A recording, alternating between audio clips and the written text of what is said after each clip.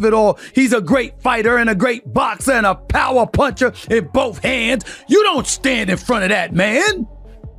You move. Stick. 8 pounds? You better watch out, dreadlocks. You better watch out, because we are come for you. Oh, sorry. It's my mother's tongue again. It comes through. You'd better watch out, because we're not playing. We're real, and we are a terror. And the procedure will be parliamentary. Rastafari. That's what was fucking you. Whereas mine was just off it, pulling out. Straight lines. Or like, there's few adjustments that need to be made and we just work on it, you know what I mean? Constantly. Get it more shape. Denise. You heard him. That's it. Too tired, though. That's it. Osadie Denise.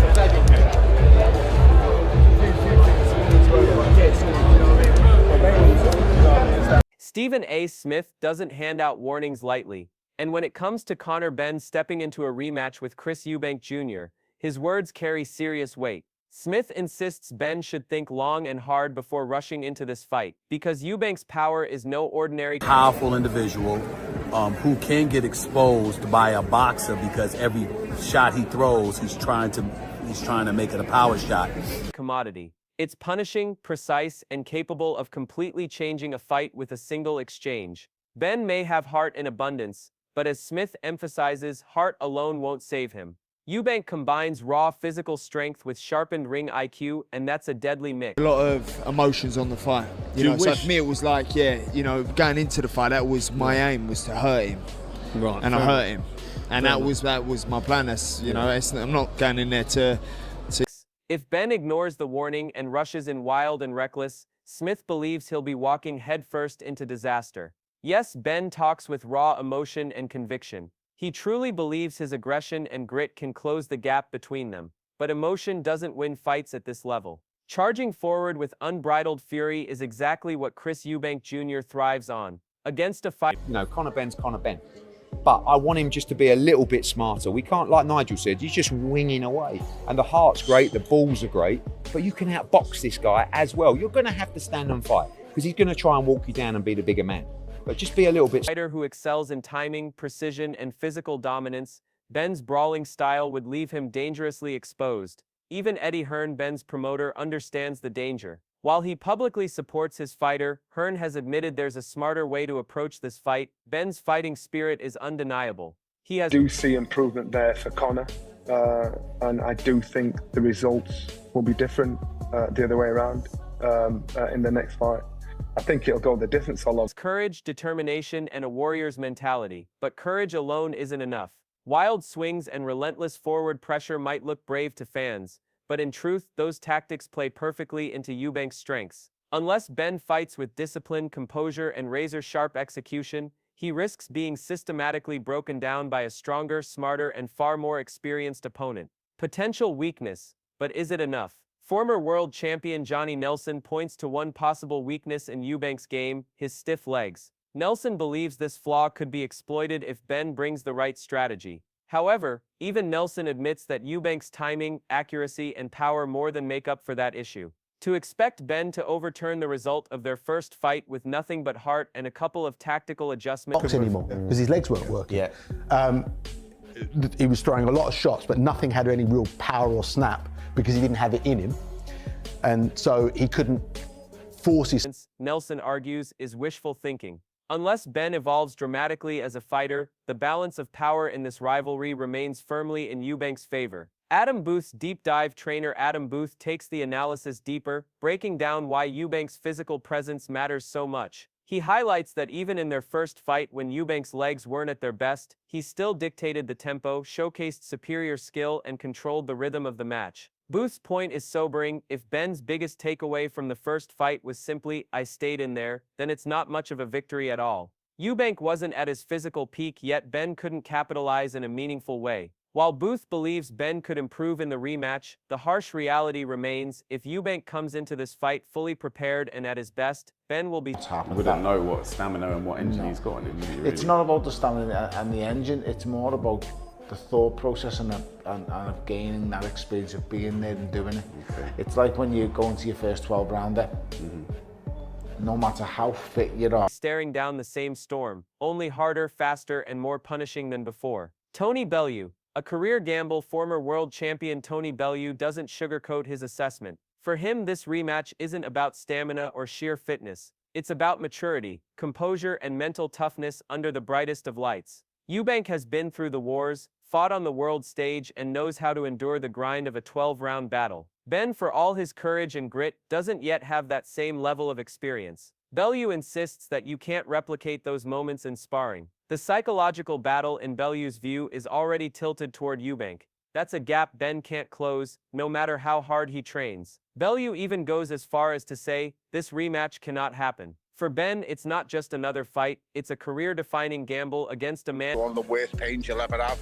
But listen, it's been done. Some find it funny, some don't. It's all part and parcel. When you get involved in these kind of things, you have to just accept it. And everyone's bought into the fight. We all know the drama, the rivalry's real. My greatest worry is these two boys don't bump into each other when no one's around.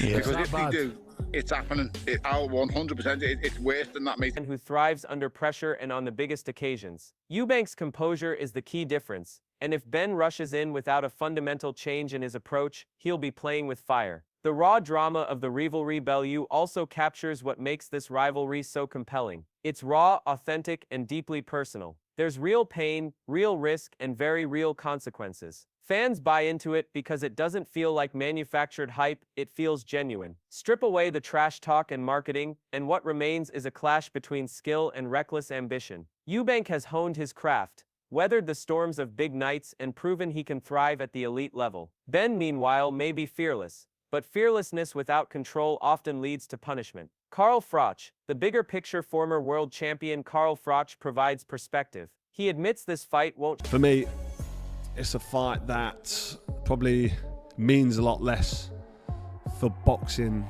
than what it does for the actual fighters. You know, the fighters, for them, there's a lot at stake. Conor Benn wants to overturn the decision. And Chris Eubank wants to cement the decision and say, I've done it twice. Bottom line is they're making big bunts, aren't they? Big dollar, and they might as well make money. These are prize fighters. We can't begrudge them making money fighting, because that's what they do. Shake up the entire boxing landscape, but it will define careers. For Conor Benn, this is his chance to prove he belongs at the highest level. However, his first performance suggested otherwise. For Chris Eubank Jr., it's about closing the chapter once and for all, winning twice, and leaving no debate about who truly owns the rivalry. Froch reminds everyone that boxing is ultimately prize fighting. At its core, it's about money, legacy, bragging rights, but only one man can walk away with those rewards. If Benn loses again, his stock plummets and his career trajectory takes a massive hit. If Eubank wins, he cements his dominance, proving beyond question that he was the superior fighter all along. While Froch frames it as a business decision, there's no denying the personal pride and emotion fueling this feud. For both men, the stakes couldn't be higher. In the end, this rematch represents more than just a fight. This guy has zero respect for anything. And I hope people can see through it. Some will, some won't. But if you can't see them, that's a lot of what happened up there was just wrong.